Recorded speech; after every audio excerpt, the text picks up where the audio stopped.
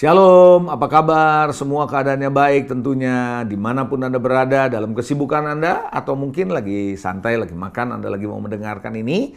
Saudara, pesan Today's Message Biblical bersama saya Leonardo Syamsuri. Saya berharap pesan ini memberkati saudara, menguatkan saudara, membangun saudara. Amen, puji Tuhan.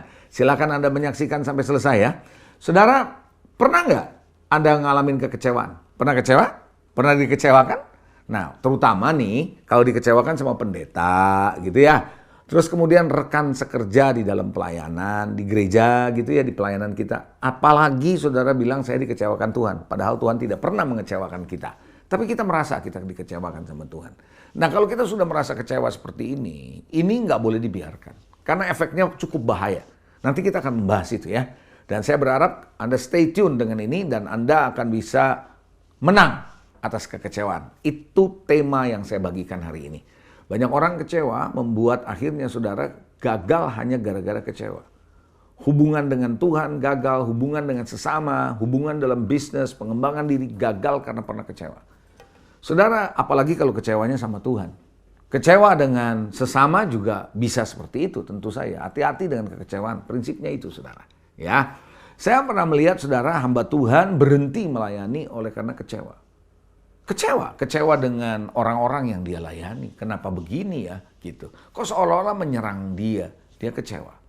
Sehingga akhirnya dia berhenti, tidak lagi mau melayani. Saudara, tentu saja yang saya maksud kecewa di sini bukan kecewa dengan produk. Kalau Anda nggak suka sama produk, Anda kecewa atau sebuah jasa, Anda paling sebentar ya udah Anda buang produknya, Anda forget it, Anda lupakan, Anda pilih yang lain gitu ya. Kan gitu ya. Lebih mudah. Tapi kalau udah kecewa sama orang tuh masuknya di hati nih. Di batin kita, itu bisa nempel loh saudara. Kekecewaan itu bisa menimbulkan kekerasan hati. Itu bahayanya. Lama-lama dia keras hati, akhirnya kalau sudah keras, kekecewaan itu mengkristal jadi keras. Hubungan dengan sesama, hubungan dengan Tuhan, itu pasti akan bermasalah. Bisa bahkan terputus. Dan menghambat kita dalam kemajuan. Karena kita punya kekerasan hati, karena kita pernah kecewa. Membuat kita akhirnya stagnan karena faktor itu. Jangan sampai kekecewaan melanda saudara. Kalau Anda menyaksikan ini sedang kecewa, dengar dengan hati yang terbuka, punya kerendahan hati, buka telingamu, saya percaya firman Tuhan bisa menolong saudara. Strategi setan yang saya lihat cukup efektif dari waktu ke waktu untuk menghentikan langkah orang percaya dalam perjalanan imannya adalah membiarkan kekecewaan berkembang dalam diri orang percaya ini. Dia akan berhenti dengan sendirinya.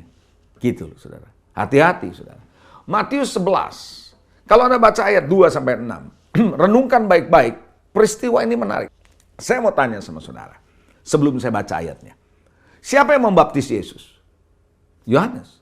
Yohanes bilang apa? Inilah anak Allah. Betul? Saudara, dia melihat bagaimana Roh Kudus dalam wujud burung merpati turun waktu Yesus dibaptis. Dia melihat langit terbuka, dia mendengar Tuhan Bapa berkata, inilah anakku yang kukasihi, kepadanya aku berkenan. Nah saudara, berarti dia tahu siapa Yesus sebenarnya. Tapi menarik di Matius 11 ini. Di dalam ayat kedua, di dalam penjara, jelas dikatakan di dalam penjara, Yohanes mendengar tentang pekerjaan Yesus Kristus yang dia sudah baptis sebelumnya. Dia dengar itu. Dia ada di mana? Di penjara. Lalu menyuruh murid-muridnya untuk bertanya kepada Yesus. Nanyanya apa? Nanyanya gini, engkaukah yang akan datang itu? Atau haruskah kami menantikan orang lain? Bayangkan, dia yang baptis Yesus, sekarang dia nanya. Artinya dia udah mulai ragu, dia mulai nggak percaya nih. Sama Yesus yang dia sendiri baptis kan benar nggak ini? Gitu. Apa yang lain yang saya mesti tunggu? Lalu muridnya waktu nyampe begitu, Yesus bilang sama muridnya, kasih tahu tuh sama Yohanes, kira-kira gitu dalam bahasanya. Pergilah, katakan kepada Yohanes, apa yang kamu dengar, apa yang kamu lihat? Apa itu? Orang buta melihat, orang lumpuh berjalan, orang kusta menjadi tahir, lalu orang tuli mendengar, orang mati dibangkitkan, kepada orang miskin diberitakan kabar baik, kata Yesus. Sampaikan itu. Lalu ada kalimat begini di ayat berikutnya. Berbahagialah orang yang tidak menjadi kecewa dan menolak aku. Tidak menjadi kecewa dan menolak aku. Saudara, Yesus memberi indikasi bahwa Yohanes yang ada di dalam penjara sedang kecewa. Dan dia mulai menolak, dia mulai ragu. Kenapa? Saya percaya dia yang memberitakan tentang Yesus, dia akan meluruskan jalan Yesus toh, sebagai kerajaan Allah, yaitu Yesus. Tapi kenapa dia sampai harus dipenjara? Sangat besar kemungkinan waktu dipenjara dia kecewa. Kenapa hidup saya harus begini? Belum lagi tidak dicatat Yesus mengunjungi dia di penjara. Nah, saudara, kenapa kecewa? Jadi karena kecewa inilah akhirnya bisa menolak. Banyak orang karena kecewa sama Tuhan, menolak untuk diajak ke gereja, menolak untuk berdoa. Hati-hati loh. Kain membunuh Habel. Kenapa? Karena dia kecewa. Kecewanya kenapa? Karena persembahan dia ditolak oleh Tuhan.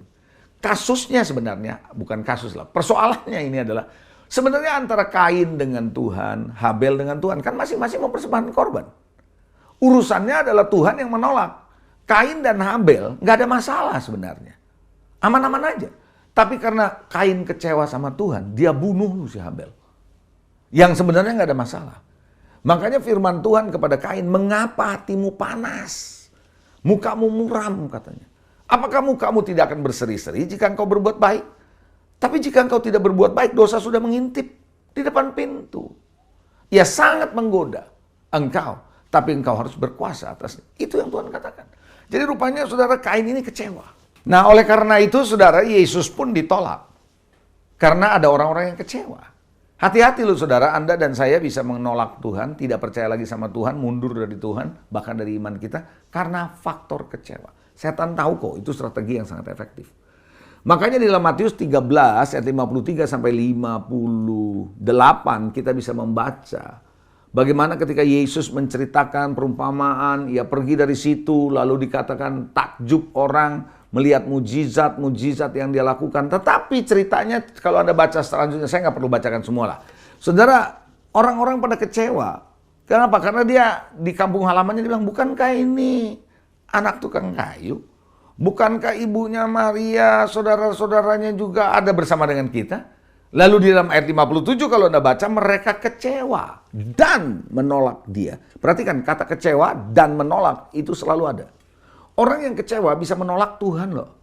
Bisa menolak kasih karunia loh.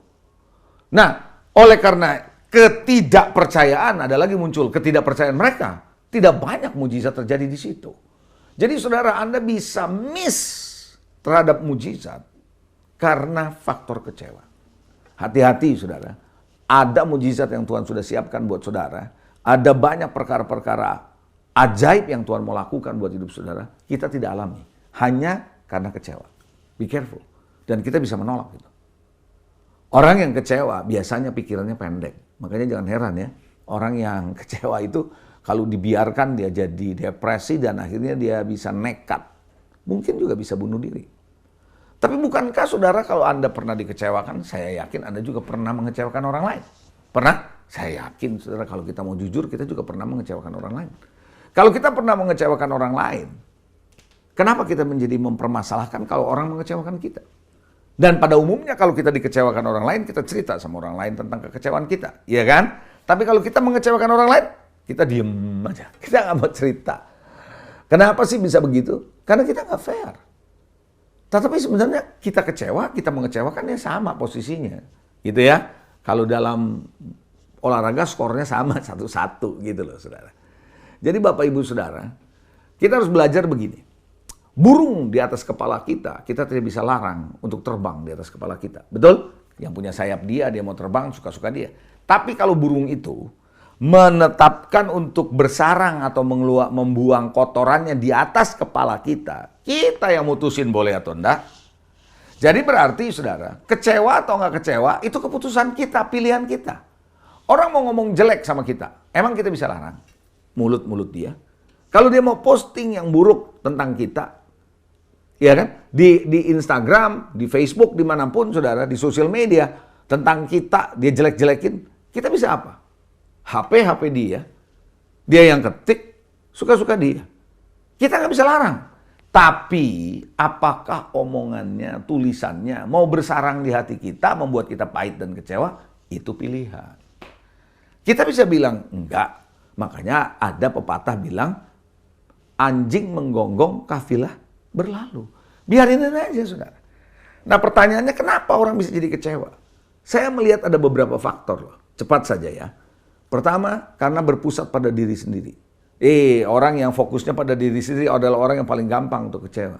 Nggak disapa kecewa, nggak diajak ngomong kecewa, nggak disalamin kecewa. Karena diri sendiri yang dilihat. Makanya itu very easy to disappointment. Tidak mengalami karena kecewa gitu loh. Karena pribadinya yang menjadi fokus. Pengharapannya salah. Saya mengharapkan pendeta tuh mestinya gini ya, gereja tuh mestinya gini ya. Kalau suami istri juga sama, istri saya mestinya gini, suami saya mestinya gini. Pengharapan kita salah. Too high, terlalu tinggi. Sehingga pada akhirnya kita tidak realistis. Dan begitu tidak memenuhi standar kita kecewa. Saya melihat juga yang ketiga adalah karena kita tidak pernah belajar mengucap syukur. Orang yang belajar mengucap syukur nggak gampang kecewa. Karena dia tahu apa yang Tuhan berikan adalah pasti yang terbaik. Lihat bangsa Israel. Wah, bersungut-sungut terus saudara ya. Padahal Tuhan sudah mengerja, menolong mereka, memberkati mereka selama perjalanan di padang gurun. Tapi komplain terus. Makanya belajar bersyukur itu penting. Supaya saudara terhindar dari kekecewaan. Orang perfeksionis, nggak toleran. Itu juga sebabnya, salah satu penyebab mengapa saudara dan saya bisa jadi kecewa. Terlalu perfeksionis, maunya sempurna, bisa kecewa. Sombong, itu juga. Ya, jadi hati-hati ya, sumber kekecewaan. Nah sekarang bagaimana supaya saudara bisa menang atas kekecewaan? Yang pertama, fokus pada kebaikan Tuhan. Tuhan itu baik, God is good all the time. All the time, God is good. Makanya saudara, Daud, Ayub, bisa tetap melewati masa-masa yang membuat dia seharusnya kecewa, terus masuk lebih dalam kepahitan. Dia tidak harus lewatin itu. Karena dia tahu, dia fokus pada kebaikan Tuhan. Makanya ada ayat yang berkata, kecaplah dan lihatlah betapa baiknya Tuhan. Makanya Daud juga berkata, pertolonganku itu dari Tuhan. Dia fokus ke Tuhan. Tuhan itu baik. Yang kedua, mari kita melihat yang kedua. Bagaimana saudara bisa terhindar atau menang atas kekecewaan? Fokus pada kebaikan dan kelebihan orang. Jangan kekurangannya terus. Semua pendeta ada kekurangan. Siapapun termasuk saudara dan saya ada kekurangan, ada kelebihan. Fokus pada kelebihan, bukan pada kekurangan. Saya percaya kalau Anda melihat kelebihan orang, kelebihan itu akan makin muncul dalam diri kita. Dan itu membuat kita bahwa, wow, orang ini sebenarnya banyak kebaikannya buat saya. Sehingga kita tidak kecewa. Salah satu kekecewaan karena kita fokus pada kekurangan dan kelemahan orang. Yang ketiga, sadari, termasuk diri saudara, termasuk diri saya, manusia seringkali tidak mudah belajar. Jadi belajarlah gini saudara, maksud saya gini. Orang itu kalau disuruh belajar memang nggak gampang. Kita juga nggak gampang untuk berubah. It takes time, butuh waktu. Izinkanlah dia punya waktu untuk bisa berubah, untuk mau belajar. Setiap orang punya keterbatasannya. So hari ini belajar yang keempat terakhir, belajar mengampuni. Belajar untuk tidak menyimpan kesalahan orang. Pengampunan itu penting bukan buat orang yang diampuni, tapi lebih kepada orang yang disakiti dan dikecewakan. Percaya Anda bisa menang atas kecewa. Tuhan Yesus memberkati, maju terus, terima mujizat, alami berkat Tuhan. Amin.